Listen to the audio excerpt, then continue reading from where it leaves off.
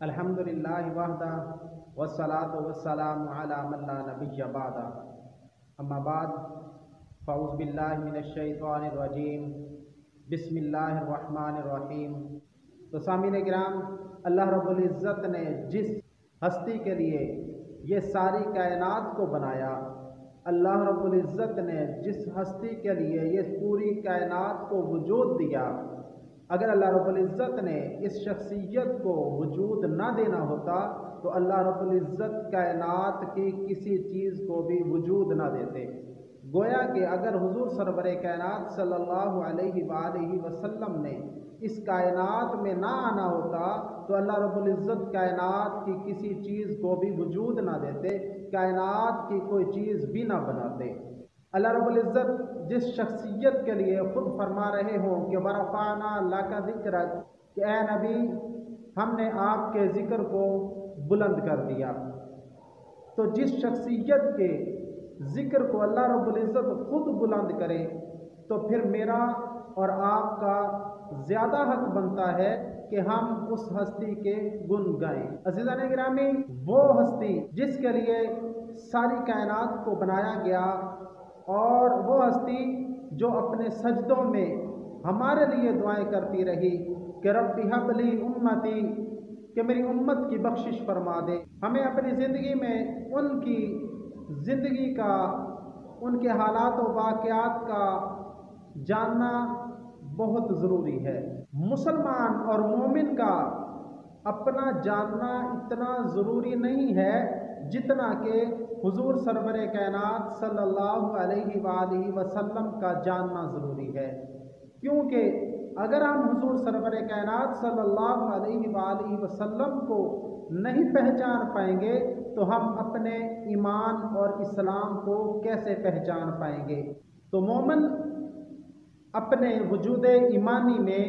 سراسر وجود پیغمبری کا محتاج ہے،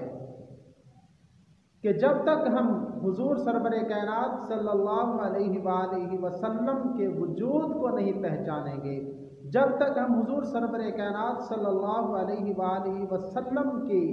سیرت کو نہیں پہچان پائیں گے، نہیں علم رکھیں گے، تو پھر ہمارے لیے اپنے وجود ایمانی کو بھی برقرار رکھنا بہت مشکل ہو جائے گا۔ العیاذ باللہ، اگر ایک لمحہ کے لیے بھی وجود پیغمبری سے قطع نظری کر لی جائے تو ہمارا وجود ایمانی برقرار نہیں رہ سکتا۔ اپنے وجود ایمانی کو برقرار رکھنے کے لیے ضروری ہے کہ ہم حضور سرور کائنات صلی اللہ علیہ وآلہ وسلم کے وجود کو پہچانیں۔ اگر ہم حضور سرور کائنات صلی اللہ علیہ وآلہ وسلم کی سیرت کا مطالعہ کریں گے تو پھر ہی ہم اپنی زندگی میں اپنے وجود ایمانی کی لذت کو حاصل کر سکیں گے، وگرنہ ہم اپنے وجود ایمانی کو بھی حاصل نہیں کر سکتے۔ اسی وجہ سے اللہ رب العزت نے قرآن پاک میں ارشاد فرمایا النبی اولیٰ بالمؤمنین من انفسہم، کہ جو نبی ہے وہ مومنین کے حق میں ان کی جانوں سے بھی زیادہ قریب ہے۔ جو نبی ہوتا ہے وہ مومنین کے حق میں ان کی جانوں سے بھی کہیں زیادہ قریب ہوتا ہے۔ مومن کا جو وجود ایمانی ہے وہ آفتاب نبوت کا ایک معمولی سا عکس اور پرتو ہے،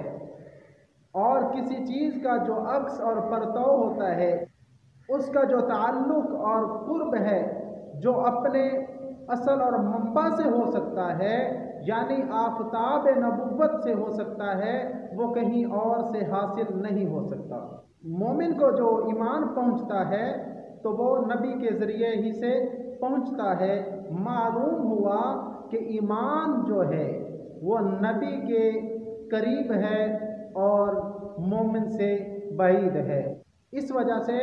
کہ نبی ایمان کے ساتھ متصف بالذات ہے اور مومن جو ہے یہ ایمان کے ساتھ متصف بالعرض ہے۔ تو اس لیے ضروری ہے کہ مومن اپنے ایمان کو جاننے کے لیے، اپنے ایمان کی پہچان کرنے کے لیے وہ اپنے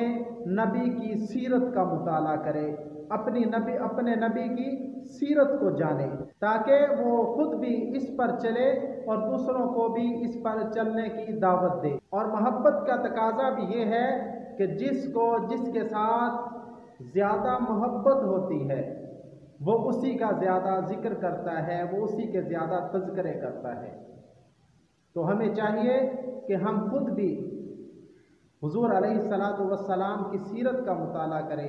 اور دوسروں کو بھی اس کی ترغیب دیں کہ ہمیں حضور سرور کائنات صلی اللہ علیہ وآلہ وسلم کے ساتھ جو لگن ہے اس کا تقاضا یہ ہے کہ ہم حضور سرور کائنات صلی اللہ علیہ وآلہ وسلم کی سیرت کا مطالعہ کریں۔ اللہ رب العزت ہمیں اس پہ عمل کی توفیق عطا فرمائے۔